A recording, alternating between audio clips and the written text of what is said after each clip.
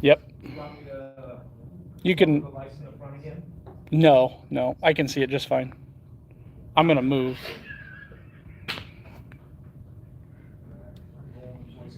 I need to help. Yeah. Yeah, Can you I do. just hold your finger right here? Yeah.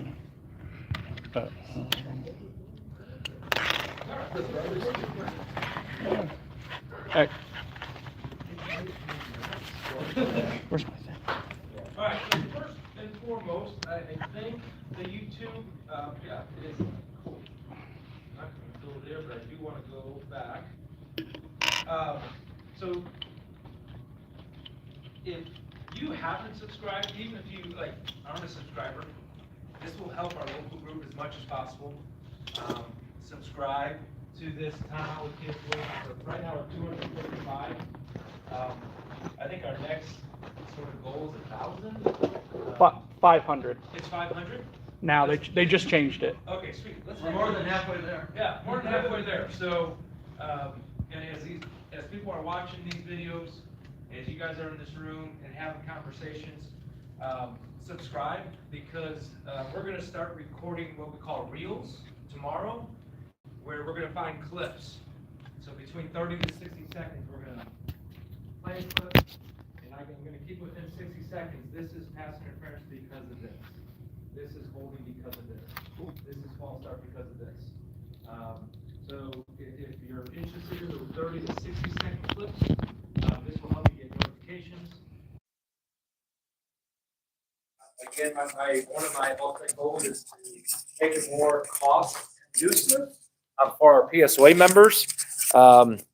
And with the ultimate goal of, if we keep on doing what we're doing, we could provide more for sports officials, not only locally here, but around the nation. So I know there's a lot of people that subscribe. It's so funny to me.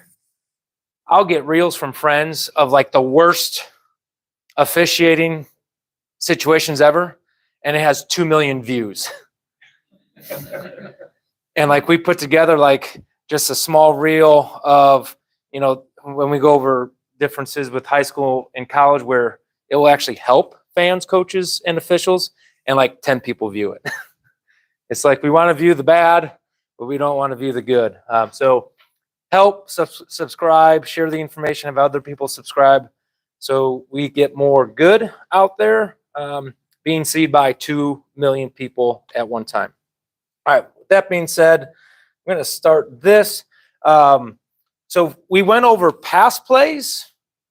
we went over run plays, which is about, if I would say high school football, I'll say 60% of plays. We have 3 to 10 second clips of run plays. And then we got pass plays. All right, so that's going to be the other 40 to 30% of plays. Then we went over dead ball officiating. Previous PowerPoints, if you click the title, it's going to pull up the video. Just like after this one, I'm going to copy and paste. So you click on special teams, and this video will pop up. Well, then today, we have the 5% of plays, the 5% of special team plays. And if you're a back judge, these are the plays. A lot of times we go like this, and we like, oh man, I really hope nothing happens here. But after this, I hope it has us start thinking of what can happen, because if you can't anticipate what you're going to call, but if you can anticipate what you're going to see, it's going to be easier for you to make that judgment call when it happens. And I hope I have a lot of examples here, especially in the punt game. Reminder, October 1st, Golf Scramble. We'll send out more information next week. I'm going to be recording 3 more podcasts tomorrow, so be looking out for those the next 3 Wednesdays. And then we have 1 more education meeting for varsity football officials. Whether you are assigned a varsity football game with us, whether you're assigned a varsity football game in the state of Nebraska, Iowa, South Dakota, or you want to be assigned a varsity football game, this meeting is for you. All right, you are open and welcome to attend it. Our agenda is exactly the same. If you haven't done our registration or NSAA registration, new officials, you have till the 18th to register, watch the video, take the test. No late fees whatsoever. Returning officials, if you have not done yet, there is a late fee. All right, the video is free.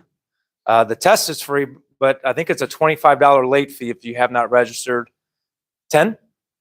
50? Whoa. All right, so $50 late fee, but you can still register. And I know, I'll speak for our group. We have 42 openings right now. So you can work if you're looking to work varsity football. Then we'll get into rules, mechanics, philosophies, and video of special team plays. All right, so the first type of special teams we're going to take a look at are kickoffs. All right, so this is what we're going to take a look at. I think there's 8 kickoff clips. We're going to take a look at starting positions. All right, so referee goal line. A lot of times referees start in the middle of the field. As much as I would love, that's the mechanic to be. That way, if there's a touchback to the right pylon or left pylon, I'm right in the middle. But that's not how the mechanics manual is. They want us at the hash mark on the side of the H. And we'll explain why when we show the video. Umpire your 20-yard line. If it's a deep kick, you're going to move backwards. Don't stay at the 20. And there's a specific clip. We'll show why we don't want to stay at the 20 as the umpire when the ball is kicked deep. Head linesman, your 30-yard line, I'm ready to move backwards. Usually 30, most high school kickers will kick it beyond you. Be ready to move back right away at the kick. Line judge, really easy. You're always the 50. All right, the mistake that we'll see on video, and a lot of mistakes line judges make, they start the 50 and they want to go down to the 30. Don't do that. Because when you go down to the 30, guess who's already there? The umpire. All right, so now we have 2 officials right next to each other. All right, so we'll take a look at that in the video. Back judge, you got the 40-yard line. And then they changed this mechanic, I believe, 2 years ago. The back judge actually bananas onto the field. All right, and you do not have goal line responsibilities now. So back judge, you're coming onto the field, taking a look at blocks coming at you. If it is a long run, now you're watching the blocks going away from you. Make sure there's no dirty play behind the ball. Potential fouls, violations. So this is our thought process. So pre-kick, back judge, you're looking for the encroachment. All right, are those kickers beyond the free kick restraining line before the ball's kicked? And we'll go over glass plane versus 1 foot completely past. Illegal formation, back judge and referee. All right, so back judge has to make sure 10 players are has 1 foot on or inside the 5-yard belt. All right, they can't be, any body part cannot be beyond that 5-yard belt. And if you don't know what that means, when we go to video, we'll show it to you. And referees, believe it or not, you're in charge of making sure there's at least 4 kickers on each side. All right, so I've had to call it once, and there's a team on the video that actually does this where they bring a player behind, and that's where it will happen. And it looks really weird, kickoff, and here's the referee throwing the flag, blowing the whistle, and running up the field, because those are dead ball fouls in high school. Encroachment, and illegal formation, and then the pop-up kick. An illegal pop-up kick will be dead as well. Kick out of bounds, umpire, linesman, head linesman. All right, so referee, you got touchback. The other 3 have kick out of bounds, which we'll get into there with the video.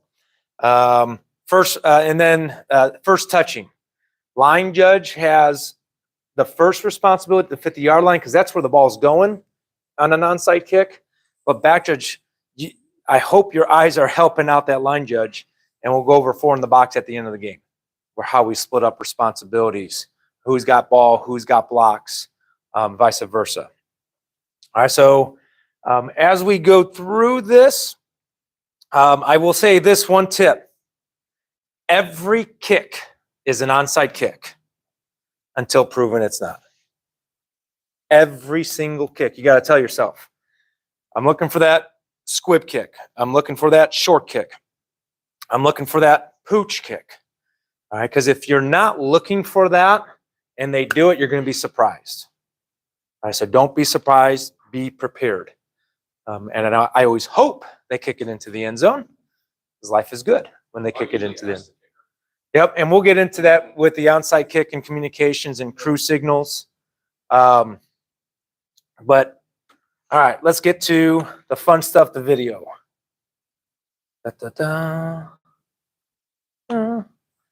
Cool. Hold on. Blow this puppy up.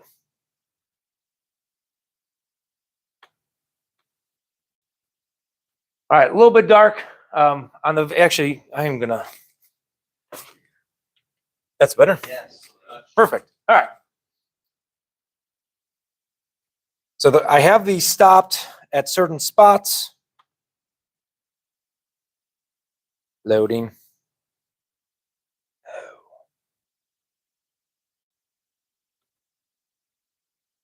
I was having a little problem.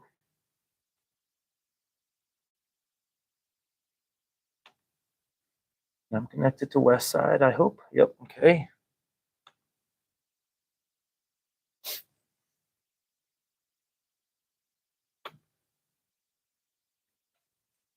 Boom.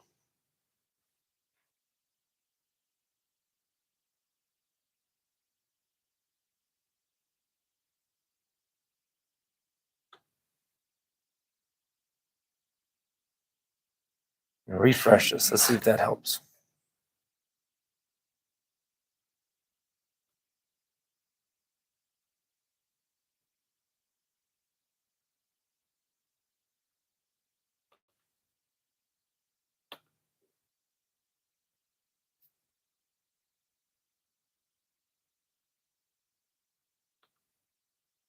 Cool.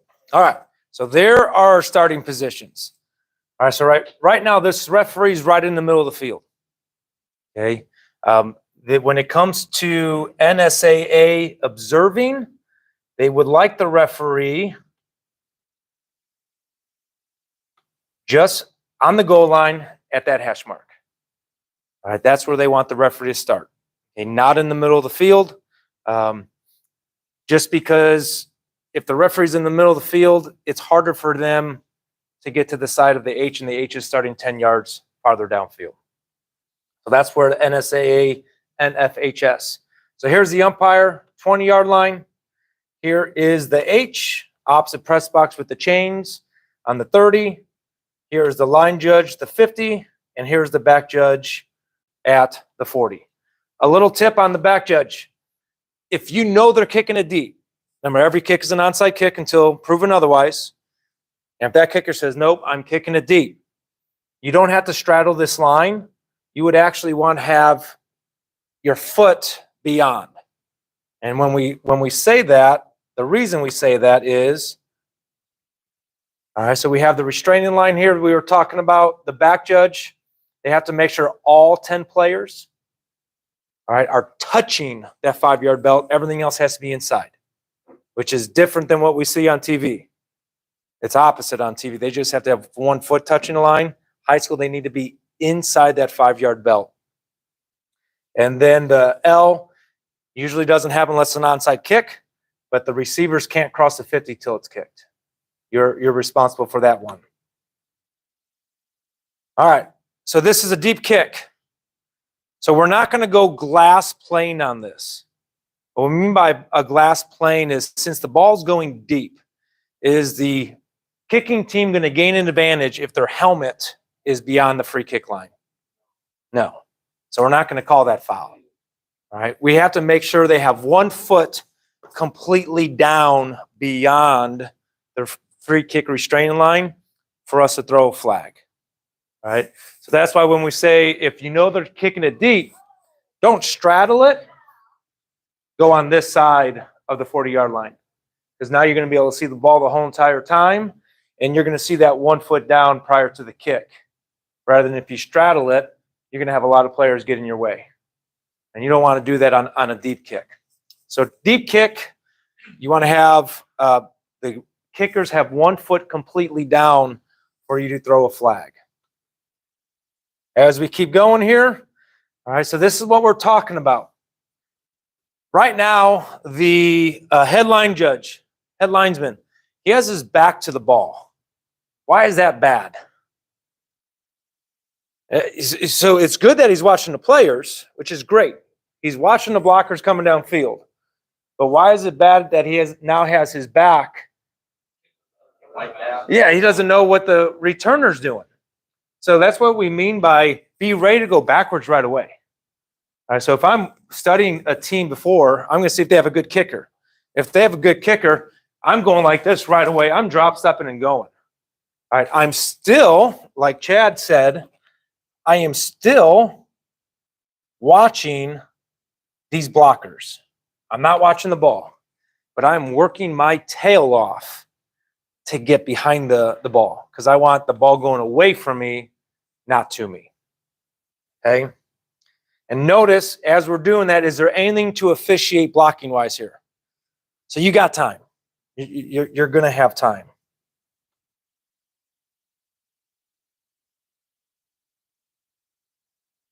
All right? Remember, when do we want to come on the field?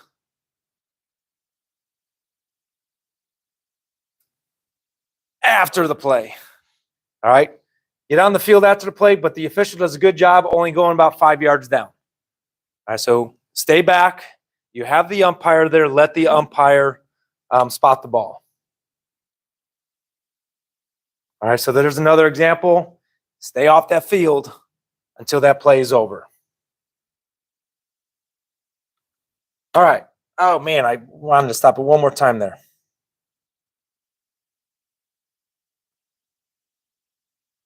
That's the back judge.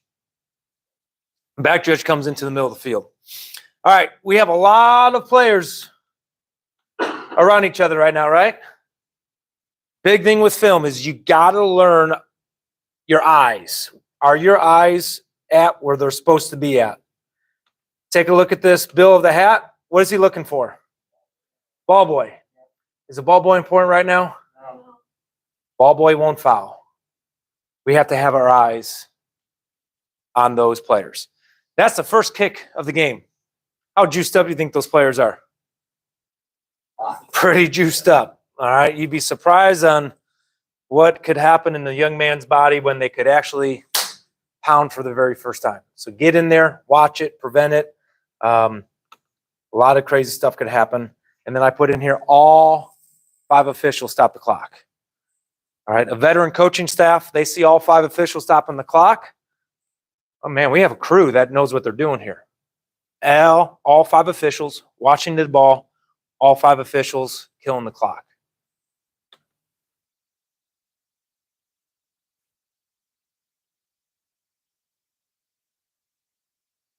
All right, Bill the cap. Where's the referee looking right now? Up at the ball. All right, don't be looking up at the ball. Watch the players. The referee, your eyes should actually be coming down the middle of the field, looking for wherever the first blockers are. You're looking for that first blocker. Another rule difference that you might see on Saturdays is wedge legal in high school? Absolutely. All right, so you could have the returners get 2, 3, 4, 5 flying V. Here we go. That's what we're looking for, but we got to make sure it's above the waist. All right, so referees, you want to be looking up the field. Don't worry about the ball till the ball threatens the goal line. And I would not consider this right now threatening the goal line. I think he's at the 3-yard line. Muffed. All right, now we got a problem. If this ball is muffed, what's the status of the ball? Hasn't changed. It's still a kick. So a ball that is muffed, then touches the goal line. What's the call? Touchback. All right, they do not have to jump on the football in high school. Once the kick ball gets to the end zone, gets to the goal line, it is a touchback. All right? So again, this is what we're thinking every single kickoff. Every position has a little bit different rule set, different things to be thinking for. And you want to try to think of as many situations so none of it surprises you.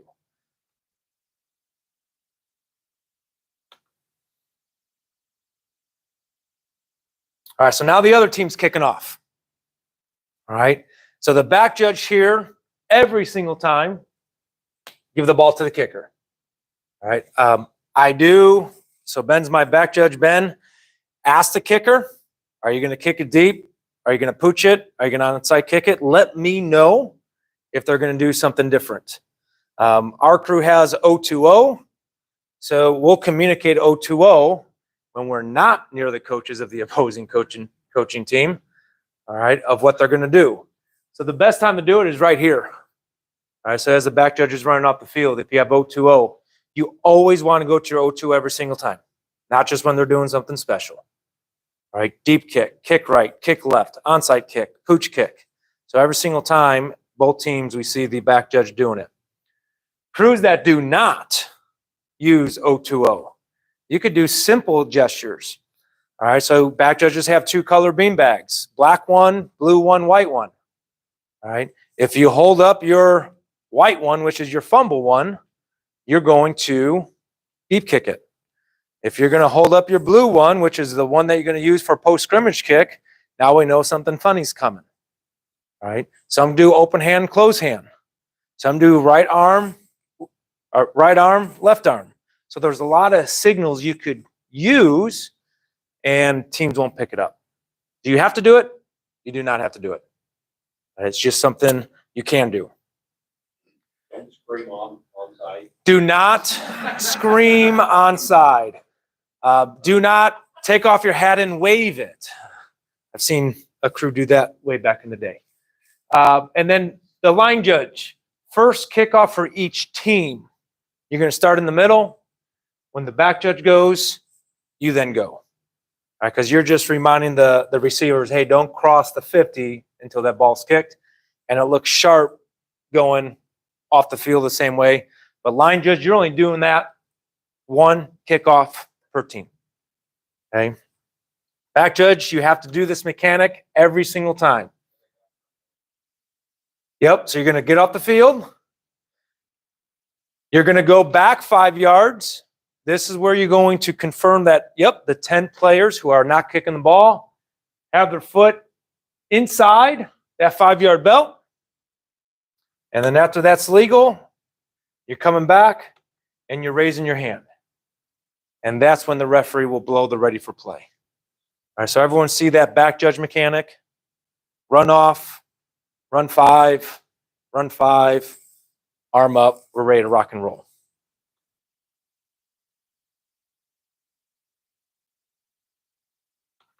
What if somebody else besides the player that started beyond 5 yards back kicks the ball? We have illegal formation. Kill it. It is over. It's done. All right, so the only person that could start more than 5 yards beyond is the person who kicks the ball. And if that person doesn't kick the ball, it's a foul. All right, so we want the back judge to get that, but that's an example of a crew save. If the back judge doesn't get it, somebody else kicks it, and we know that one player started 5 yards back, we have a foul. They don't do it here, but just wanted to touch base on it. Do you ever have your back judge say, like he's running off, hey, 17, ready to kick? He can. I know we do it at a higher level because when we announce fouls. So the question was, do you have your back judge say the kicker's numbers? And you can. And the reason why you want your back judge saying the kicker's number, so we know who should be kicking the ball, who is 5 yards back. If we have a kick out of bounds, kicking team, number 17, 5-yard penalty from the location the ball went out of bounds, 1st and 10.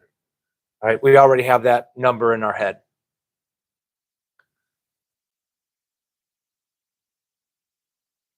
All right, got some action here. Who's got goal line right now? The guy that just went backwards. All right. So we're gonna replay this here. We have some laundry on the field, and I'm not worried about laundry on the field. We're not gonna even take a look at judgment on this, but it's very important. Oh no.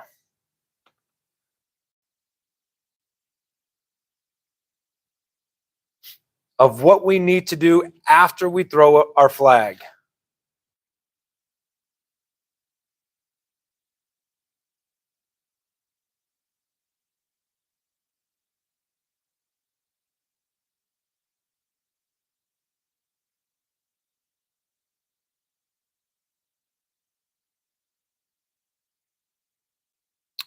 All right. So after we throw the flag, keep on officiating. So on that one, that linesman, again, you're not going any more down than 5 yards.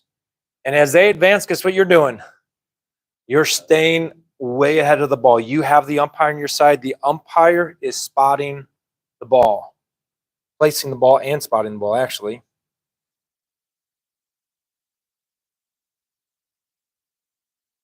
So there's the flag. Continue officiating, continue officiating, continue officiating.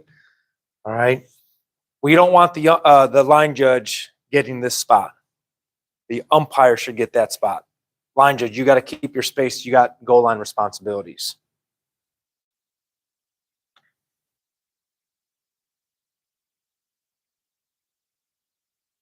All right, make them big. This is an example. I can't really zoom in more than this. Another good example of referee to the quality of film.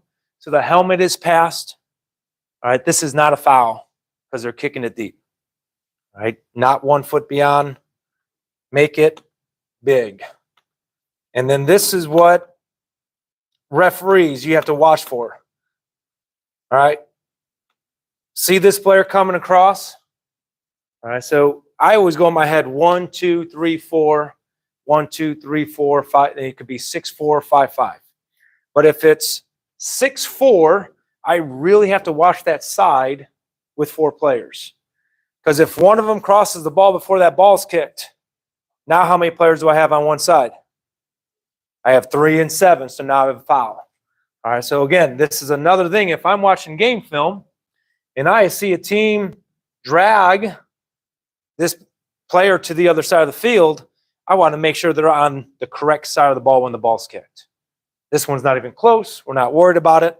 But again, if we're prepared for it, we won't be surprised when it happens.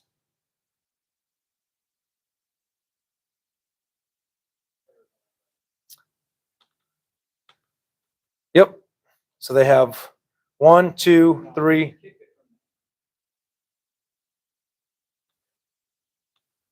The far hash. 1, 2, 3, 4. So right now we're 6, 4.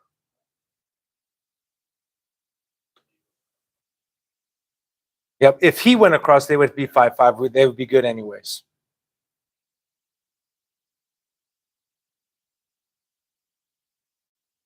All right. So another example. Fast forward it here. All right. So this is the key block here, right?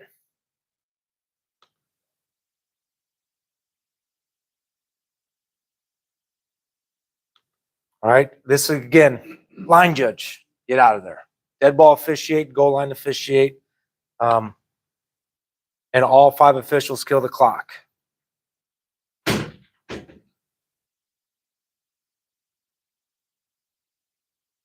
right, talked about that one already. Talk about get behind the ball, because watch what's going to happen here. Right at his feet.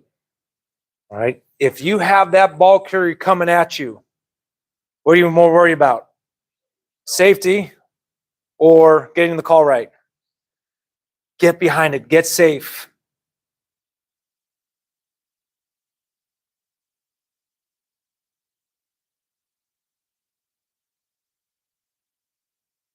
Keep going. Keep going.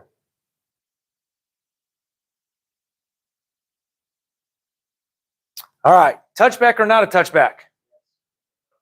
All right. Any part of that ball that touches that goal line, that is now dead by rule. All right. So this is going to be the play right here for that referee. Yeah. When you see that receiver coming back near that end zone, you will turn your body and you will focus on the ball when they're catching it. All right, so it's one of those things, yep, my eyes are up the middle of the field. Here's an exception. I am turning my whole body. I'm going to straddle that goal line, and I'm going to see if any part of that ball is touching that goal line. When in doubt, high school football, I know coaches don't like this, but when in doubt, high school football, it's a touchback. Kill it, it's a touchback. All right, so touchback, yes, that is a touchback.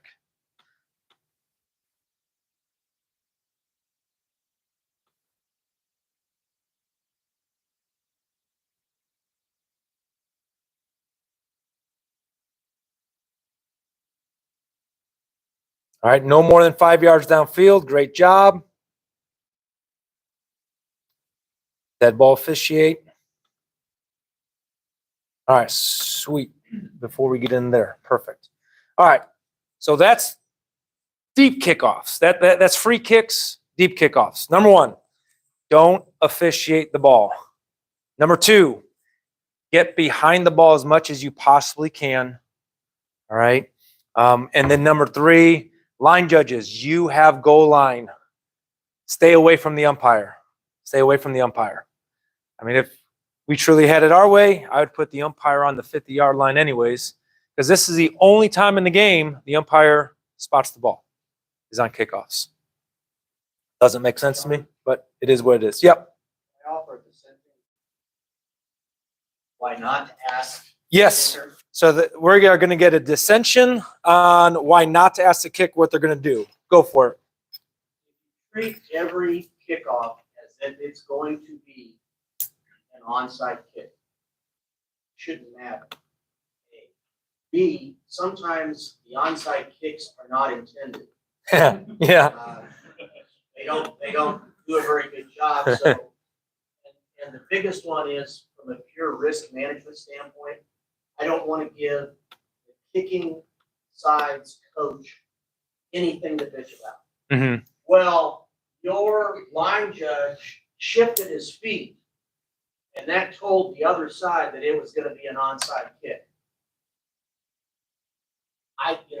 If my crew doesn't know it, including me, we can't do anything that'll be a tell. Mm-hmm. And so, from a risk management standpoint, we never ask. And there's no mechanic saying that we do have to ask. It's, when in Rome, do what the Romans do. I will say, as a supervisor, if your crew wants to ask, go for it. You just have to do everything you possibly can, as Jason said, not to give any tips to the other team. You got to be very aware of that. And then number two, they might say I'm kicking it deep, but they might still kick the side of the ball. You better be expecting a bad kick. Every kick is an onside kick until proven it's not. Okay, so this is an onside kick situation. The clip I have is the first kickoff of the game. Okay, and a lot of stuff happens in this play. It's pretty cool. We have to have communication with the crew. If the communication with the crew is there is no communication, that's fine. All right, but if you do not tip it up. Once you know it's an onside kick, glass plane. All right, every single kicking team player must be behind that 40-yard line until that ball is kicked. Who is the only player that could be beyond that 40-yard line? The kicker. Their plant foot is going to be beyond. Their helmet probably be over beyond the football. Okay, the kicker can, but everybody else has to be behind. Because now, game of inches is now in play. All right, so if you give them that half foot without that foot down, now they're that much closer to that 10-yard restriction line where they could legally get it. When can the kicking team legally block?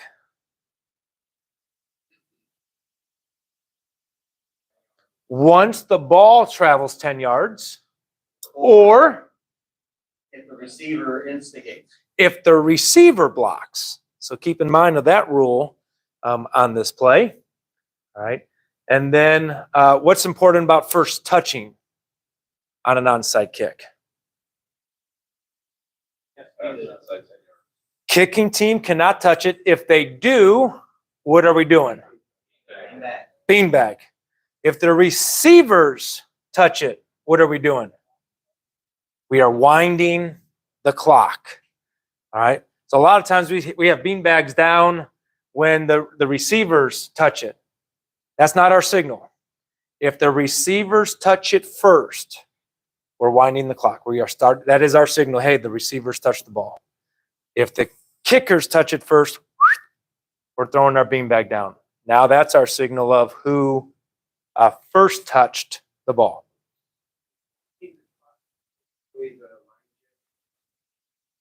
At that point, it would be because he's got the receivers restraining line, and they're gonna see, did that ball get touched by the receivers? Yep. Question, Walter. Yes. So onside kicks, usually it's in a clock critical status. Mm-hmm. Boom, we get it. Line judge winds it. Clock operator doesn't start the clock. So it's probably gonna go quick, right? We're gonna wind and then probably immediately shut it back down. Mm-hmm. And we notice, hey, we kicked off with 48 seconds, found it, immediately killed it. No clock comes off. No time comes off. How many seconds what should we reset? I mean, I'm thinking something like kind of bang bang. Yep. So at least probably 2 seconds. All right. So the question is onside kick, end of the half, end of the game. So we know it's coming. We wind the clock, but no time comes off the clock. If no time comes off the clock and they did not immediately fair catch it, if they did not immediately recover it on the ground, we know time should have come off. If it's one wind, 1 second. If it's 2 winds, go 2 seconds. So we go 48 to 47, 48 to 46. But if the receivers are on the ground and cover the football, you don't even have to take time off. Yeah, I was thinking like an onside kick, he muffs it, Mhm. now they're dog piling, figuring it out there. That's Yep. what If we know it's an onside kick, and this is where we know it's an onside kick, the receiving team has 8 players in the box. Okay, they have 8 at the 50-yard line. If the receiving team comes up, because they're expecting an onside kick, we are now putting 4 officials in the box because the receivers already gave us. We're not giving anything up. If the receivers do not shift and the kickers tell you it's an onside kick, do not put 4 in the box. Because that gives away, doesn't it? All right, so that's what we're talking about of giving it away. But then what happens there is the line judge stays at the 50. The umpire jumps, correct? Yes. The umpire jumps to the 40.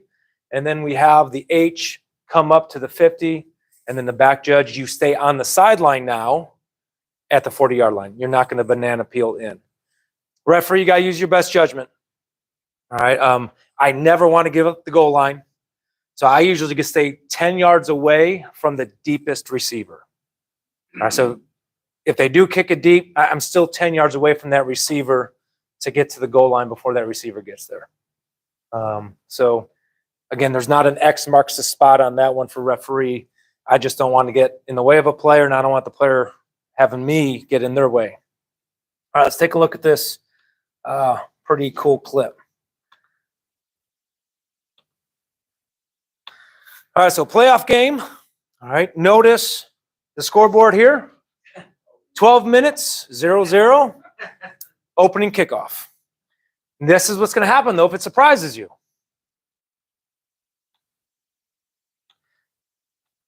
What's tell number 1? Something weird's coming here. 85 yards. Look at all the kickers. They're all inside the 5-yard belt. So any one of those players could kick the ball. We got 5 on each side. So those 2 inside receivers could come over on either side. They still have 4 on each side of the kicker. All right, so actually the kicking team is telling us something as officials. Okay? All right, onside kick, all right, is now a glass plane.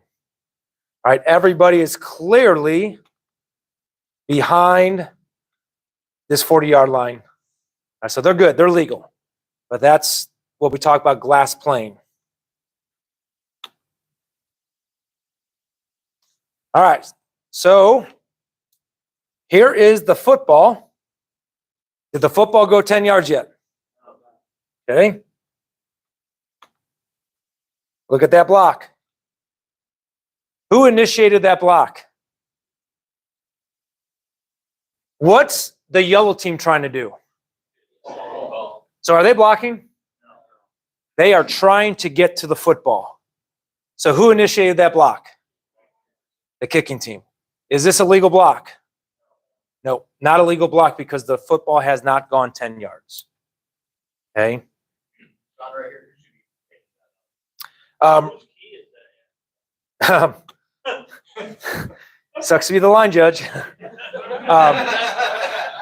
So line judge, you have first touching, you have touching by the receivers, you have blocking by the kickers, and you have blocking by the receivers. Because now if a receiver does come up and block, now it's anybody could block anybody. So you have all four right now. Good luck. That's why if you know it's coming at the end of the game, we put four in the box. If the ball is coming to you, you have the ball. If the ball's going away from you, you have blocks. So now you differentiate those two responsibilities. Ball coming to you, I got to see the ball. Ball going away from me, I got to pick up the blocks. And you have to wind the clock if the receivers touch the ball. Chad, did you have a question? Yep. No, the back judge would have the pop-up kick. So the back judge will be able to see if that ball was kicked directly into the ground.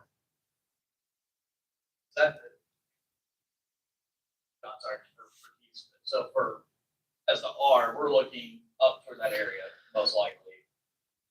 I guess that would be something, if I'm in doubt, if I think, hey, that doesn't look like somebody watching the ball, and I see that block, that's something we should probably put a flag down, or any of the other guys on maybe the U or the H, they see it as well. They're like, oh, that ball hasn't gotten 10 yards. We have a suspicion it hasn't gone 10 yards. We put the flag down. All right, so here's the question. Yes, we have the line judge who's responsible right now of ball location and block. Is that really believable that the line judge is going to see this block and see this ball? No. All right, so this is what we're talking about. It's not my pond. Uh-oh. Okay. This is not my pond, but if you have information because you're not involved in the play and you see that block, the umpires down here, they see that block, referee, you see that block, yes, you can throw the flag. All right. Referee, I think you have a pretty good look. Hey, the football, you actually have the kicking team waiting for that football to get to the 50. You probably have all the information needed. Yeah, throw your flag. And now you go to the calling official, the responsible official, hey, line judge, did you see that block at the B48? No, I didn't. All right, sweet. Well, I got your back. Okay. So yeah. Why is the line judge moving in? Don't know why the line judge is moving in. Okay. Again, officiate with our feet. When you have to make a judgment call, your feet should be set. Eyes should be still, not moving. The less your eyes move on these types of plays, the more you're going to see clearly. Not going to see everything, but more you're going to see clearly. You're saying that is That is an illegal block because the kicking team is blocking before the ball went 10 yards. Okay? It still has not gone 10 yards. Whoa! Wait a minute. What happened there? You guys see it?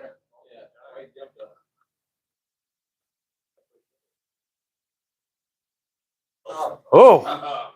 Uh-oh. Do we ignore that touching? No, we don't. Not on the kickoff. All right. This is still the kicking team first touching the football. All right. When we get into a different type of kick play, it's different. All right. But that ball did not go 10 yards, and they were the first one to touch that kickoff. So now, since the kicking team was the first one to touch the kickoff and the ball did not go 10 yards, what's the result of the play? You don't shut it down on a first touch. Well, I mean, it's us on. Yeah, now they're down on the ground, possession of the ball. So it's gonna be ours ball right there.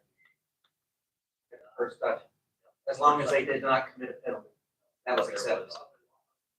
So I was gonna, Oh, now, so Jason it's going to be the receiver's ball at the spot of first touching as so long as they didn't do what? They did not foul and it was not accepted. Okay, so did they foul? Yeah. They did foul. So what must the receiving team do to keep possession of the ball? Decline it. All right. I can't imagine the yellow team accepting the penalty, having them go back 10 yards and have them re-kick. Maybe not even give that coach the option, just go with it. But very good. Slow everything down. that shove in the back looked like it was a two-handed shove. That looked okay. Yeah. If he comes in and blows him up from behind, we look at a possible blindside. You could go, you could look for illegal blindside block. Yeah, No, yeah. that's where I was trying to go with them. They just like the kicker. I would still, that action, he's trying to get to the ball. Yes, that one, I Yeah, hoping yeah. to get shoved. I think he just blows the kicker up. He's getting the player out of the way to try to get to the football. Don't pick a booger. All right, so a lot of stuff on this play. All right, so number one, opening kickoff, never be surprised. Every kick is an onside kick. All right, number two, line judges, if you're the only one on the 50-yard line, process, blocks, who touches the football. Stay off the field, keep your feet still. Okay? And maybe that's why they put line judges at the 50, because they trust you more than the umpires. Who knows? All right. All right. Going back. Yes. Said, Kickoff back judge and Annafield's in, got the middle of the field basically. But by the manual, it says back judge has line judge goes down 15 yards. It's on page 32 and 33. Officials manual 32, 33. Back judge would be ED 6. And line judge is 5.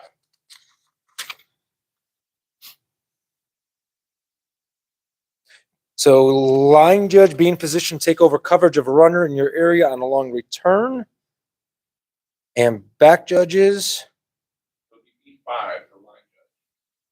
After the ball's gone downfield, move delivery along the sideline in that direction while watching the crowd play for ball cover 15 yards.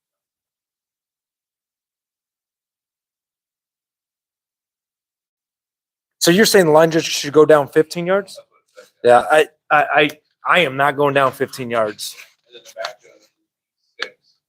After the ball's gone downfield, move to the center of the field, move downfield no more than 10, 15 yards while maintaining inside out coverage. Take responsibility for case. Good luck with that one. So back judges, you got the goal line. All right. All right, so When you said that, I'm like, yeah, that's sweet. I looked it up. So back judges, you do have goal line on normal kickoff. All right. I will say this as a line judge though, if you go down to the 35 and the umpire is coming forward, you guys are next to each other. And it's just not very good officiating. So back judges, you are coming onto the field, but you do have goal line all the way back. So don't let them run by you. That's it, 10 yards for line judge at most. Yeah. I like I said, I encourage 5. All right. The next type of special teams play. Ooh, that could be bad. Might run out of juice. Is punts. All right. So scrimmage kick, and there are actually 3 types of scrimmage kicks. Anyone know what the 3 types of scrimmage kicks that there are? Punt, field goal, drop kick. All right, drop kick. And you could even go 4 because there is different rules for PAT, field goal, and a field goal worth 3 points, which we'll go into. So with this one, we're talking about the punts. All right, back judge start on the H side of the outside receiver. So like we're going to see clips with one receiver or two receivers. If there's two receivers, you can't split them. You got to be on the outside. And you're on the H side because the head linesman is holding the line at the snap. Where the line judge at the snap, you're running downfield looking over your shoulder. And we'll explain why you're looking over your shoulder. There's two main reasons why. Umpire 6 to 10 yards back. Snap is legal. You are moving briskly towards the line of scrimmage. And we say briskly because most scrimmage kick punts, guess what the kicker is going to do? They're going to kick it, right? And here comes all the linemen at you. So you don't want to be sprinting as they're sprinting at you. And then you're going to be playing leapfrog. I think that's the name of the game. All right. But you want to be moving towards the line of scrimmage because now if it's a fake, now guess where you got to get to? You got to get to the line of scrimmage to make sure that person that has the ball doesn't kick it or throw it with 1 foot completely beyond the line of scrimmage. So that's why you're moving towards the line of scrimmage when there's a punt. What you are thinking about, back judges, you're thinking about fair catch signal, valid, invalid. All right. Line judge, as you're running down the field, you're looking at the first blockers coming down the field. You should be watching those first blockers coming down the field. If that receiver who's on offense is coming down the field and they're not blocking, but they're running a route, now guess what you should trigger in your brain? Pass play, fake, right? You're running over your shoulder. Oh, whoa, look at that. There comes the pass. All right, so you want to be watching that offensive player coming down, being either blocked or that pass play fake. First touching, and then kick catch interference. Kick catch interference is going to be the first primary of the back judge, but the L, you could help, right? Because as we show clips, you're going to see the back judge is also watching players. Who's going to hit my receiver? But when that ball is coming into that receiver's arms, now that those eyes have to go to that catch, okay? So the L can help with those types of plays. All right, we're going to go back to kicking playlist. And I believe this is our first punt. Roll this up. All right, so there's our L running downfield. Bill, the cap is to the inside part of the field, which is exactly where we want to have our eyes. Umpire is moving towards the line of scrimmage, exactly what he's supposed to do. And we have the back judge outside the receiver on the H side about 5 yards away. Everyone's in good position here. Doing what we're supposed to be doing. All right, so referee's not on this, but I go 5 by 5, or sorry, I start 3 yards back by 5.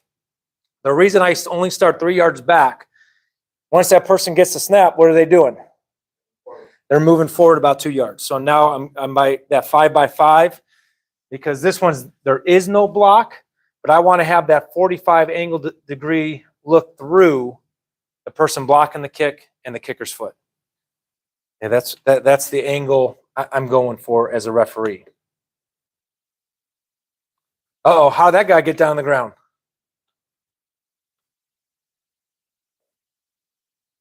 All right, so when that happened, watch the line judge's eyes right. Is he looking at it? All right. If he is, that's awesome. We have eyes on it. Now we have a judgment of how those players got down on the ground. We're not worried about the judgment as long as we're looking at it. Now when we get to the end zone angle, all right, nobody's blocking the kicker. Awesome. Is this a valid or invalid signal? You guys ready? All right. So by rule, invalid. Because what must they do to make it valid? Back and forth. back and forth. One time, back and forth, nice and clear. All right, so let's judge this as an invalid signal. When that receiver catches the ball, back judges, what are you doing? You're blowing the whistle, all right? Because whether they give a valid or invalid signal, all right, it is a dead ball. Now, if they give the invalid signal, catch it, get tackled. Are we doing anything, back judges? No, because they don't have protection. Okay, they don't have protection. For them to get protection, they have to be clear. All right, so a tip we always tell our back judges, every single punt, go to those receiver or receivers and show them what a valid fair catch signal looks like. That way a coach can never complain. Oh, our players didn't know. That's No. what we can do pre-game as well too. Talk with them on the receiving, but also Yep. remind them during the game. Show it to them every single time, back and forth.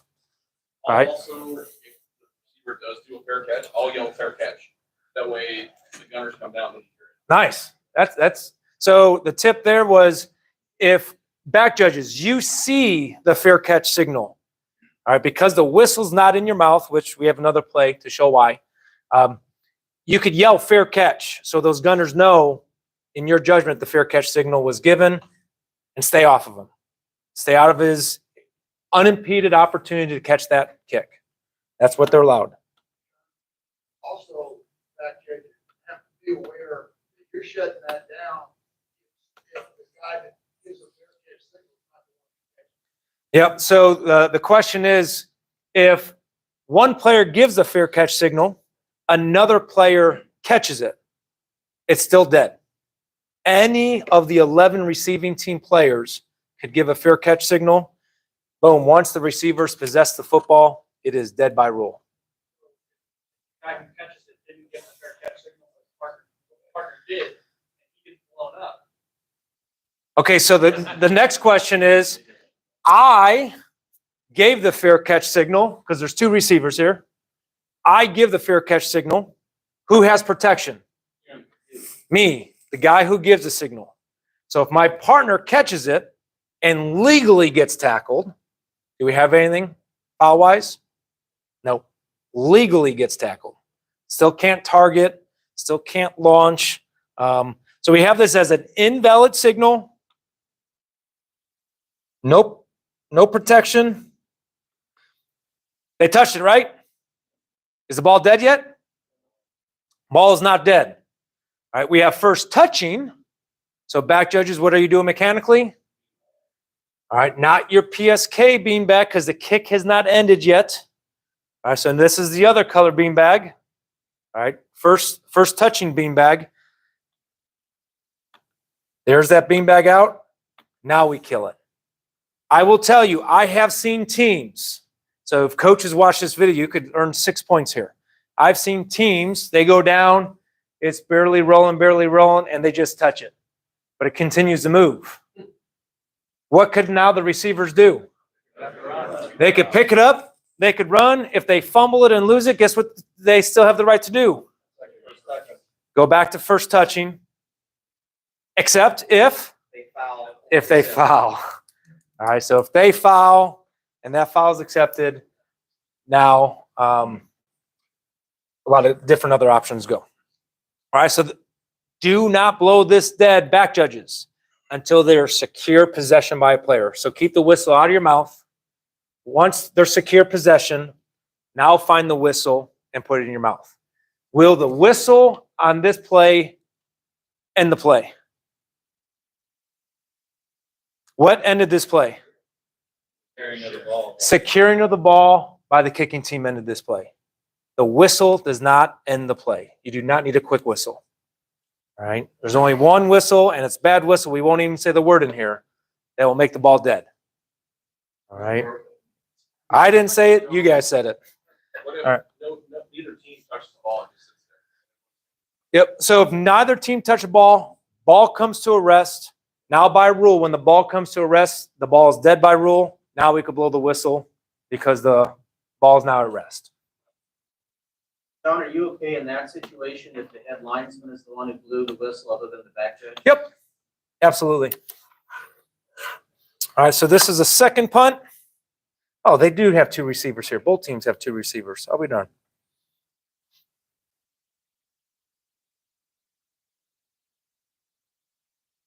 All right. Anyone know where the ball is right now? All right. So the ball is actually in the air coming to this player. Okay. We sort of got ahead of ourselves. So this should be what if this player signaled. Is this player protected? All right. So again, this player does not signal in this, but if he did, only the player who signaled is awarded protection. Okay. Can this player, if they signaled, legally block? All right. Because once I give up myself, I am protected. Now I can't go and blow somebody up. They can't hit me. I can't hit them. Can't walk for the rest of the play? No, for the rest of the play, because even if I signal, once my teammate gets it, what happens to the ball is dead by rule. So there's no reason to block. So after a signal, you cannot block. After a signal, anybody on my team that catches the ball will be dead. All right, but the only player that is awarded protection are the ones that signal. And yes, all 11 can signal. I've seen that on a kickoff before, on a pooch kick. Right away, all 11 players gave the fair catch signal. Okay, so all of them were protected.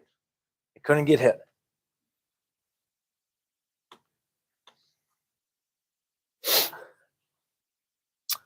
All right, goal line emphasis. This is a referee, right? Yes, I'm going to be start 3 by 5. But if I have that kicker anywhere near that goal line, I am reminding myself, I got goal line, I got goal line. I'm not expecting my H and L to go back 14 yards to officiate the goal line. I have to remind myself, hey, I have goal line responsibility here if it's a bad snap. All right? If it's a block kick, I have goal line responsibility. Sweet, don't have to worry about goal line. This is now a very clear, fair catch above the head. All right. This is a bad spot. Okay. He's in good position to see what? And when I say he, I should have put the circle here. He's in a good position to see what? Catch. He's in a great position to see a catch. But is he in good position to see these players? All right. So back judges, you want to stay behind and 5 yards wide. 3 yards behind, 5 yards wide. Because here's what you got to see. You got to see the catch. So that's why you're 5 yards wide. You can see the catch. But if that receiver gets ran into by a kicking team member, what must you know? How did that kicking team member run into him? If he got blocked. All right, you're not going to be able to see that if you're only watching the receiver. That's why you want to be 5 wide, at least 3 deep. See if they got blocked into the receiver. Now, can your L and H help you? Yes, they can. All right, but that is your primary responsibility. Catch and the kick catch interference, were they blocked into on that kick catch interference? I mean, if that ball is muffed, takes a bounce to the right, you're right in the middle of the melee. Okay. All right, so we have a kick, we have a fair catch, we got clear possession of the ball. Now find your whistle, put the whistle in your mouth, and kill it. Do not kill it too fast, back judges. Your whistle does not end the play. Fair catch, ball's caught, boop, whistle, now I'm killing it. I mean, even just watching it there and me talking, isn't that quick? All right. If you blow it right away in a game, you are going to get stuck with a muffed kick. And you blow your whistle, Now we have that inadvertent whistle situation. So back judges, keep your whistle out of your mouth on punts. All right, how many players are on offense right now? Did you guys see it? You're going to find out here in a second. All right. Oh, no. All right, so neither of the angles, by the way, shows us if the umpire and referee confirmed. If I have 10, guess what I'm doing as an umpire / referee? And I am keeping it there. I am not taking this thumb down whatsoever. All right, so I'm not going to say they didn't count 10, but it wouldn't be surprised if they didn't count 11 or 10. So if you have 10, have that thumb down, okay?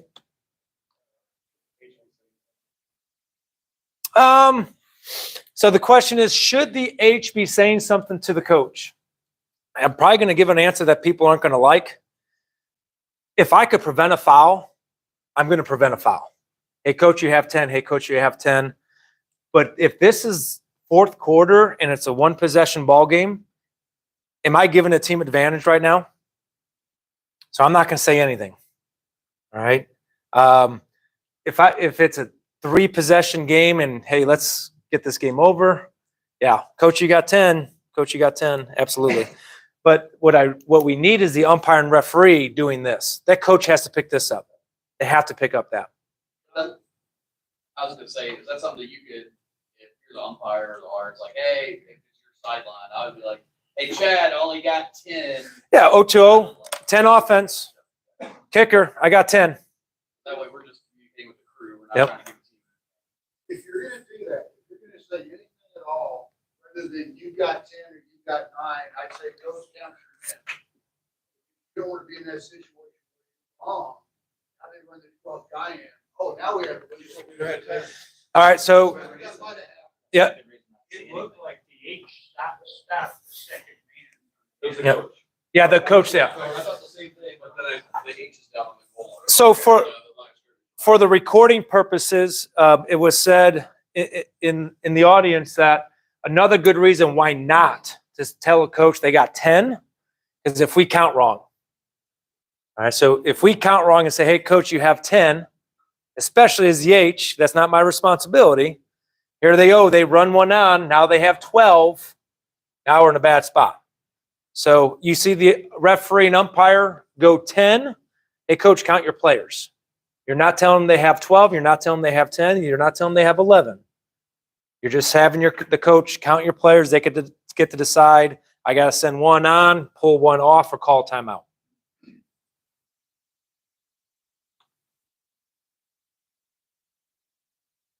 All right, out of bounds mechanic. Go ahead. For that one, it looked like they got on before the snap. If it's simultaneous, we should shut that down for an illegal substitution. Yep. If they run on and they don't get on, they don't get set, blow it dead, 5-yard penalty, illegal substitution. If we could get that dead ball 5-yard penalty versus the live ball 15-yard penalty, let's do it. All right, so this ball, I think it goes out of bounds, but this is a weird mechanic when it comes to football. But we're going to go over it.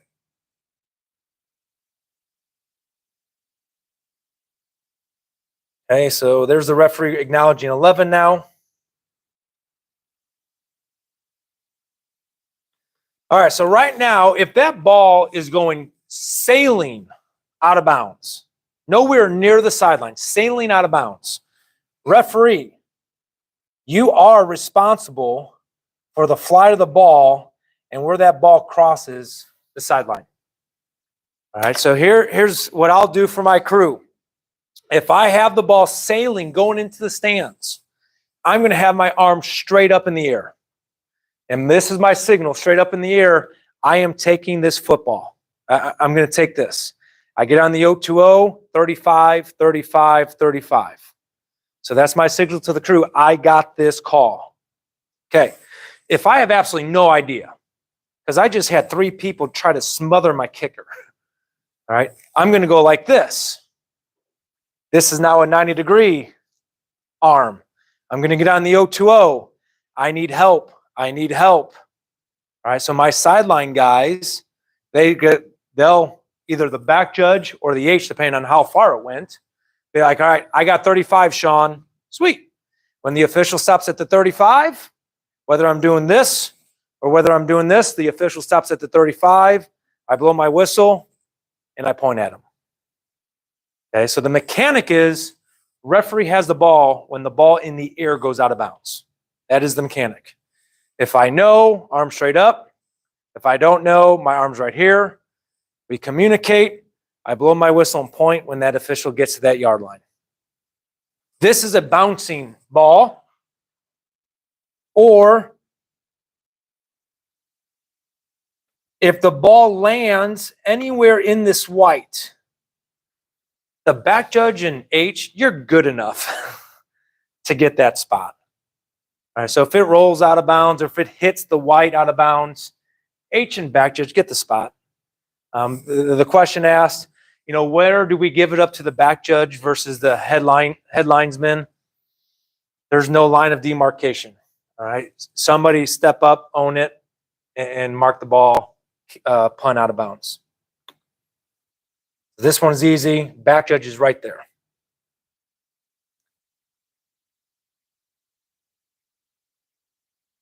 Give me the end zone angle. Perfect. Oh, I missed it. Dang it. It's going to stop. I promise. All right. What's the receiver doing right now? Pointing down. Is that even an invalid signal? That's nothing. That's absolutely nothing. Yes, that's a good way to put it. It's team communication. All right. Where we get kind of tricky is get away, get away, get away. Oh, what's the other one they yell? Anyone know where Peter came from? This is a guy named Peter Peter at some got hit in the head, okay? All right, so if they just point, it's nothing. If they're doing get away, get away, get away, I'm going to lean towards invalid signal. Lean towards it, okay? All right, so now here we got the ball coming down. All right. Now do you understand why you want to be behind the play as a back judge? If you get in front of the play and you're only looking at your receiver, which is what he does in this play, the same thing, you're not going to see who this ball hits. All right? So the ball does hit the receiving team, okay? But you could see, I think that angle, common sense tells me that it hit the receiver, but you never know. All right. But that's why it's so important to be in position as a back judge. Don't be even with the receiver. You have to see in front of the receiver. All right. So since the receivers touched it first, now who could recover the ball? Anybody could recover the ball. Who could advance the ball? Only the receiving team can advance the ball. So if the white team, the kickers, were to recover that and start running with it, what do we got to do as officials? Blow it dead. All right. The kicking team could recover a kick touched by the receivers. They cannot advance a kick touched by the receivers. A lot of fun stuff there, right, back judges?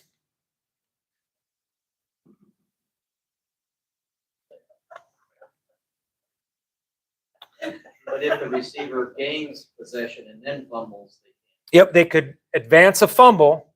They cannot advance a kick. All right, so we're going to briefly go over kick catch interference here. So do we have a signal? All right, so the receiver has zero protection whatsoever. But what must the kicking team allow the receiver to have still? An unimpeded opportunity to catch the kick. All right, unimpeded is a very, very strong word. All right, so those of you who know baseball and softball here, when it comes to interference, it's the same interpretation. If they have to adjust how they get to that kick, guess what? Kick catch interference. If they do a flyby, and that flyby, even though that kicking team member doesn't hit that receiver, but it causes that receiver to flinch. That's interference. So do you need contact for kick catch interference? No. You need unimpeded opportunity. So back judges watching this, if you throw a non-contact kick catch interference, you have to explain to a coach why you judge it wasn't unimpeded. The receiver had to change his route, slow down, stop going for the ball, flinched, was scared that they were going to get hit. But it's unimpeded opportunity. This is going to be a bang bang. So now the ball is touched. Did he have the unimpeded opportunity to catch it? Yep. So once it is now touched, he had the unimpeded opportunity to catch it. Without the signal, he could legally get tackled as hard as he can as long as it's not targeting. Okay? Another reason why back judges do not have the whistle in your mouth. Because now this is a catch, right? What's the definition of a catch? Possession and control. Possession, control through to the ground until that he turns into a ball carrier. All right, so just because it's secure possession, if they don't have full control of their body going to the ground, we have a big hit. If that ball comes out before he gets to the ground, we now still have a muffed kick because that catch has not happened. All right, so possession does not equal catch of a kick. They need to keep possession of it throughout the process. Slow whistle, keep that whistle out of your mouth, and stay behind the play. A lot of stuff there on punts. A lot of stuff. Any questions before we move on to field goal, scrimmage kicks? One thing out of the conference in Kearney that Tripp said, punt returner, his eyes are up, he becomes a runner once his eyes are low. Okay, It's a key that he kind of goes off of. love it. So a trick, a tip from an NFL official, Tripp Sutter. If that receiver's eyes are up and they're looking at the kick ball, they are a defenseless receiver. And they remain defenseless receiver until now their eyes are looking forward as a ball carrier. And so if you want a line of demarcation of defenseless player receiver to ball carrier, look at the receiver's eyes. Up, defenseless, out, now I'm a ball carrier, now I'm a regular player. All right. Scrimmage kick field goals. Referee looking at the holder, 3x5. H&L, if referee's back is to you, go under the goalpost, and the other one stay on the line. So if you have a lefty kicker, lefty kickers always screw me up. No matter how much experience I have, I always wait till the holder gets in position. And I want to be looking in the holder's eyes. And then once I know which side I'm supposed to be on as a referee, I then make sure I peek over my shoulder. My line of scrimmage official is going underneath the goalpost. Umpire 4 to 6 yards from the line of scrimmage. Common foul situations, roughing the snapper. When can that snapper be legally blocked? All right, once he had the opportunity to protect himself. I've seen snappers, they snap and they keep their head down the whole entire time. I'm going to give them a second. So if that linebacker comes up and hits them, that's more than enough time for them to snap it, get up and protect themselves. All right, but be on the side of safety. But don't let that snapper create a foul is what I'm trying to say. All right, at some point, they have to lift up their head and be able to protect themselves. On a scrimmage kick PAT, point after attempt, 1 point. What happens if the kick is blocked? You can still go through the uprights. Correct. All right. Now it's blocked and it's not going to go through the uprights. Dead ball. So PAT field goal, block kick, not going to be a successful field goal. Ball is dead. The defense cannot run the ball back for 2 points. Right? They cannot run the PAT kick back for 2 points. Yes, referee whistle. I blew it as soon as he could get hit. Correct. Correct. Now, how about a field goal? 3 points. Block kick.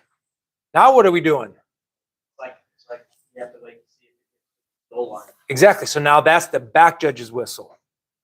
All right. So we will communicate as a crew. If it's a PAT, referee whistle. If it's a field goal kick, back judge whistle, because the back judge will have to judge when it crosses the goal line. Fake kick.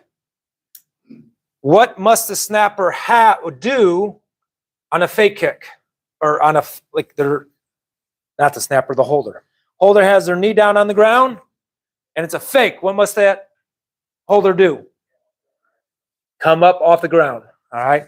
So they can't have the knee on the ground. Boom, fake, throw a backwards pass. With their knee on the ground, backwards pass, it is dead by rule. We have a passer with the knee on the ground. All right. Now, what if they start like this? Now they're not in scrimmage kick formation. So there's no protection for the snapper, right? There's no protection for the kicker or holder. For them to have scrimmage kick formation protection, they have to have knee on the ground. Is it 7 yards? And then a kicker 10 yards. That is scrimmage kick formation. That's when they get protection. All right, so that's what we're thinking about in these situations. And again, if I'm watching a team before my next game, this is the part of the game I watch the most. I watch special teams. I want to watch the kickoff. I want to watch the returns. I want to watch the punts, and I want to watch their field goals. Because there's a lot of little rules that I need to be prepared for as a crew. Tom. That kicker, if that punter's not back 10 yards, and that snap does not have protection. Correct. We're seeing a lot of that with those punters that are closer than 10 yards. Correct. You have to know that we're not. Yeah, so if they're only 8 yards, we are not given this signal. This is a signal for snapper protection. Right? Because if they aren't 10 yards, it is not scrimmage kick formation and 10 yards from line of scrimmage. Or 11 or 12. Just got to be minimum. No. So the question is, would I announce as a referee no snapper protection? I won't. Just like I'm not going to do it on 1st and 10. But here's what I will not do. I am not rolling my arms until I have them in scrimmage kick formation. So as a referee, I want my crew to wait for me to let them know, hey, my kicker is 10 yards on a punt. My holder is 7. My field goal kicker is 10. Now I'm in scrimmage kick formation. Let the referee initiate the roll of the arms. All right, because they're the one that has that 10-yard belt. All right, so this is a PAT field goal. We're snapping at the 3. A very small thing. This is Sean being Sean. Don't have a 1 on the box. I always either put a 4 or I have the box guy turn the box. Because this could be 1st and goal. Right? It's the 1,000 play. I get it. I understand it. But put a 4 or turn the box so they can't see the number. Now we clearly know it's not 1st and goal. It's a PAT. All right. So the referee, again, 5 yards back from the holder, 3 yards wide. So when that kicker comes forward, we know now where that ball is going to be kicked from. All right. I want to be 5 yards, so I have that 45-degree look. My back is towards the L. L is underneath the field goal post. Back judge is underneath the field goal post. It's asked, Sean, do you stand underneath the field goal post, or do you stand where they're standing about 1 step behind? Go where you are comfortable to see that upright.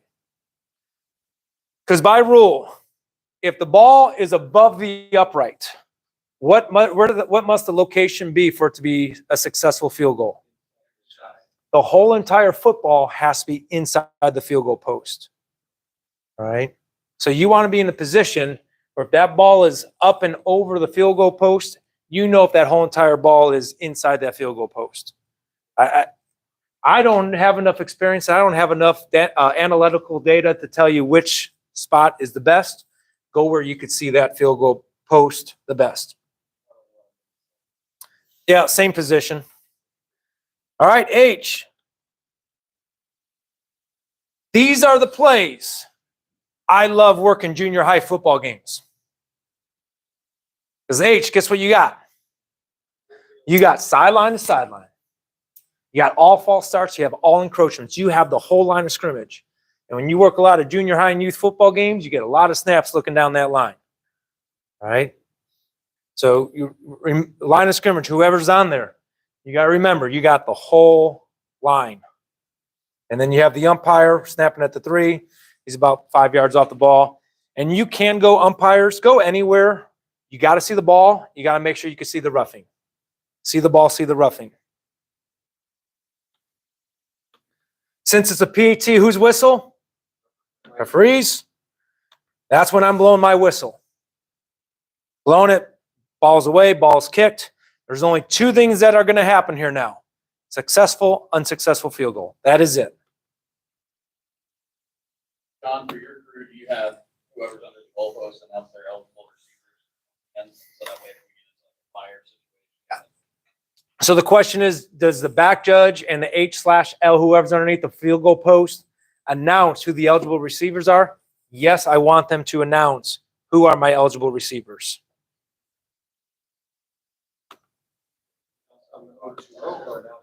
Announce to each other. Yeah. Yeah, so that way whenever bad snap, they fire out of it. All right. So now this is a point after attempt. Again, PAT, when is the ball dead? Soon as the ball is kicked. Whistle. See how it's blocked? The ball is now blocked. Now it's unsuccessful. The play is that nothing could happen here. It's almost inevitable every single high school season. We see a defense returning for 2 points and everybody's celebrating. Blow it dead on a PAT in high school. And all, that whistle also helps protect the kicker and the holder. All right, so this is what we were talking about, knee on the ground and why. So this one starts the knee on the ground, doesn't handle the snap. Now both knees are off the ground. So now we're good. Anything could happen. Now we have a fake. H. What do we do snapping inside the 5? We got to get to the goal line. All right, so yes, I know, normal PAT, we got to kick. I'm not doing anything. Bad snap, fake. I got to get to the goal line. Be ready for that. And then I have an arrow here. You can't really see it. Line judge, if you have time, you can get up and help your H. If you have time. But if you don't have time, guess who's got the whole goal line? H has a whole goal line. Again, another bonus, if you work youth and junior high football with 3 officials, you get a lot of snaps with that.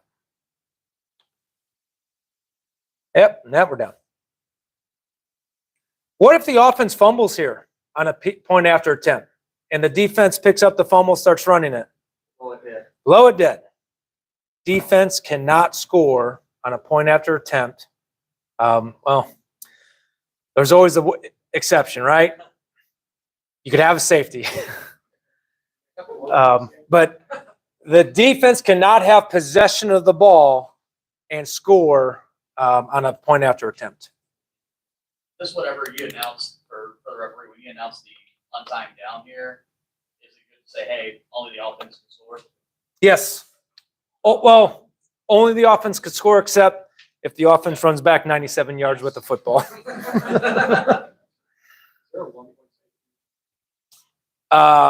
Yeah. That's the 97-yard. I don't even.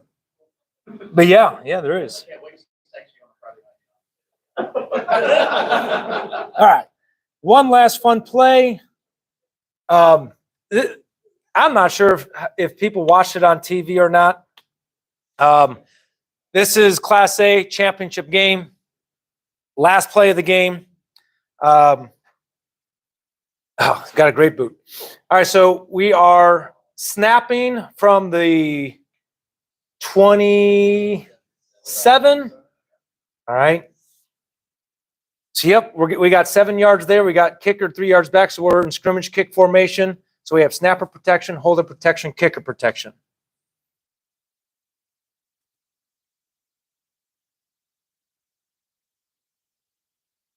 Okay, the end zone angle is a little bit better here. What I'm going to talk about is that as a crew. Oh, come on. All right, so you see the umpire here. The umpire's rolling his arms. All right. And again, this is our signal of we have snapper protection. This is a scrimmage kick formation. See how the center picks up his head right away? Boom. That center can now be contacted. He's able to defend himself. As a crew, it's good. Get out of there. All right. So I mean, just we have two officials running. Get out of there. Again, it's a pretty cool environment when that happens, a walk-off field goal. But you don't want to be in the way of fans coming on, players. Just get out of there as fast as you can once that field goal is kicked. Now, let's say it's not the last play of the game. When does this ball become dead? Yep, it's just like a punt. Once that ball crosses the goal line, back judge will have that.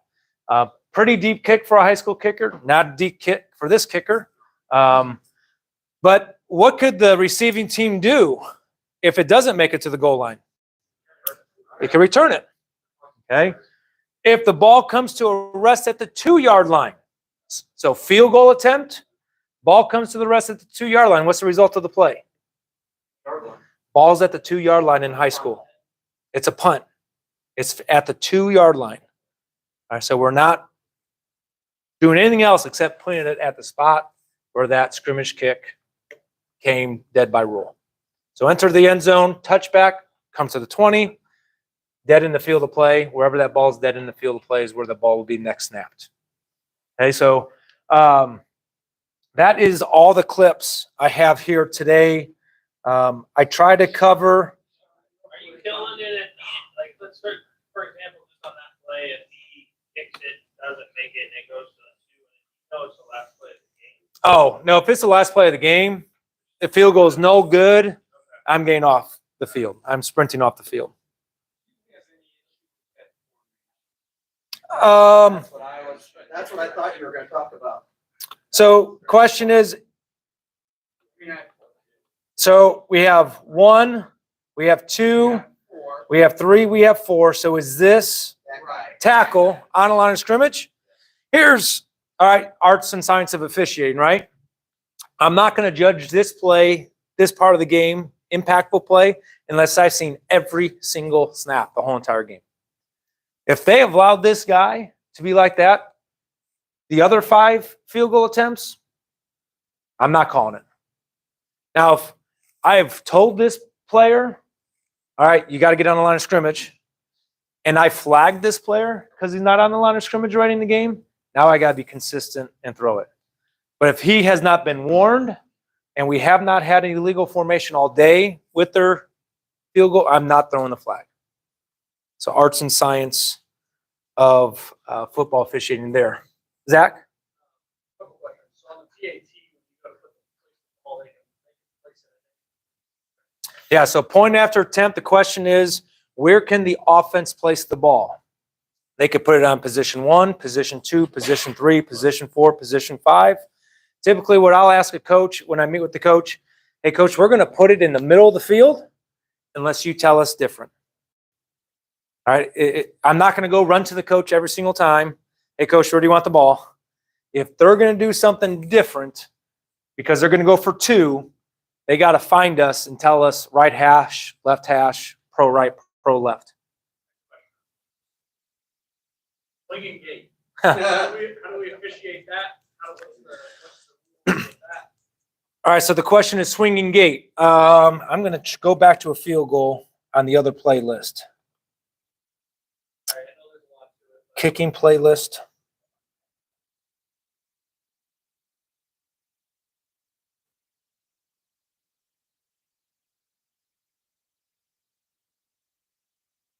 All right, so the question is, what's the mechanics for swinging gate?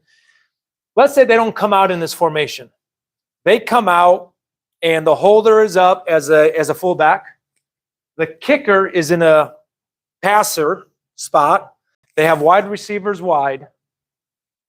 We do not go into field goal mechanic positions until they shift into a scrimmage kick formation.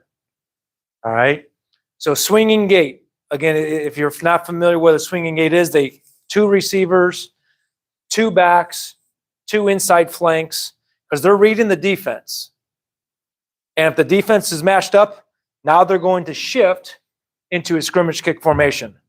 As they shift into a scrimmage kick formation, we as officials go from our normal mechanics to our field goal mechanics. So guess what our umpire's doing? Check the ball. Umpire, you got to get up and do not let them snap the ball. All right. So since we shifted as officials, they cannot legally snap the ball till we are in position to officiate the play. All right, so another a small tip, that's the mechanic. If they're not in scrimmage kick formation, be in our normal positions. They shift into scrimmage formation. We shift into field goal. Umpire, hold up the ball. If a coach is mad, coach, we want to be in position to officiate the play. Shifts quicker. Should we, let's say they take a minute, right? So it's taking them a second to see if we have found our matchup that we want. They, hey, we're going to shift out of it. Now the play clock's getting down to 10. We have to hold the snap. Absolutely not. That is, in high school, it's great because when does the play clock start on a PAT? Ready to play. When we are ready for play. Yes. So if they're in a wide formation, so our H&L are on the sideline, all right, everyone's ready. Boop, we're starting to 25. If they wait to shift at 10 seconds, that's on them. Okay, so it's, That's on them. Boop. Good questions there. What about, so we know there's numbering exception? On a try, but if he comes out and what's the kind of the general rule? Is there any? Yeah, so the question is this. Forget about swinging gate. Whenever a team is in scrimmage kick formation, so we have a punter 10 yards back, or we have a field goal holder 7 yards back, a field goal kicker 10 yards back. They now do not have to have 5 players 50 through 79 on the line of scrimmage. They could have 0 numbers 50 through 79 on the line of scrimmage. So like right here, since they're in a scrimmage kick formation, they don't have to have 50 through 79. Now, if they shift out of that, they have to have 50 through 79 on the line of scrimmage. And that's, So I guess one of my questions is if they're shifted out before they swing in and they snap it to go for 2 and they're not 50 to 79 there. it's just a foul, just like a 1st and 10. Just like okay. Yep. Just like 1st and 10, they don't have 50 through 79, 5 players. We have a flag for illegal formation. The only time they could use numbering exception is if they're in scrimmage kick formation. It's the only time. What's that? So they have to be in 4th down or PAT. But you have to still be in scrimmage kick formation. So the question was, does 4th down change it? Because a question was asked by a coach. You know, why don't we just start our quarterback 10 yards back every single play? If we start our quarterback 10 yards back every single play, they're in scrimmage kick formation. So now they could do numbering exception every play. Not in high school. High school, you could only do it on 4th down and a point after attempt. Which was really stinky if this is, if that championship game, what down was that? Was that 4th down?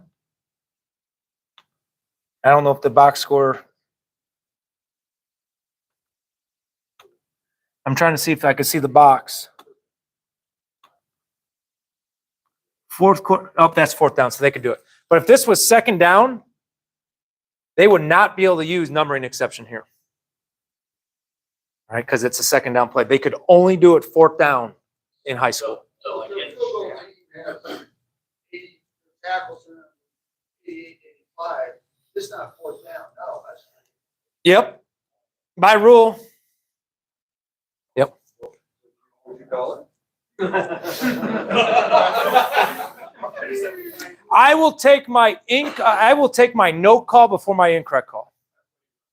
I will take my no call before my incorrect call. Is all I'm going to say to that one. I know why the intent of the rule is there in high school only doing it on fourth down.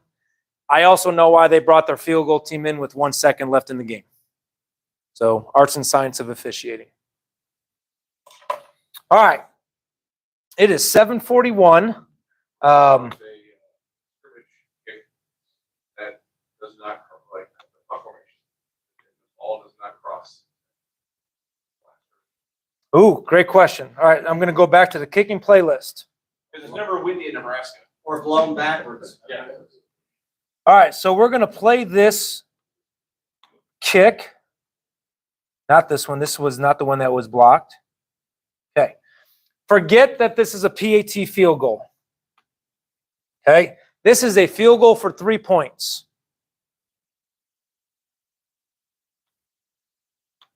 The ball is blocked and stays behind the line of scrimmage. Who could advance this ball? Anybody. Anybody could advance this ball because the ball has not crossed the line of scrimmage. Same thing on a scrimmage kick punt. So I punt it, boom, it gets blocked. It never crosses the line of scrimmage. That's another reason why the H stays there on the line of scrimmage, because they see the ball beyond the line. Anybody could catch the ball behind the line of scrimmage and advance it. Another cool rule in high school. Windy day. Ball lands 5 yards beyond the line of scrimmage, bounces backwards, or ball is 5 yards over the line of scrimmage, wind blows it backwards. In both situations, bounces backwards, blown backwards, lands behind. Who could catch it and advance it? Anybody. Anybody. Because we have an untouched ball behind the line of scrimmage. Anybody could catch it and advance it. We had it a couple years ago. Okay, so he took. Everybody walked off, on ours, everybody walked off the field. Including the person with the ball? No, no one touched it. Oh, sweet. So the ball came to a rest. Yeah. Sweet. Ball comes to a Everybody just rest. walked away. Dead by rule.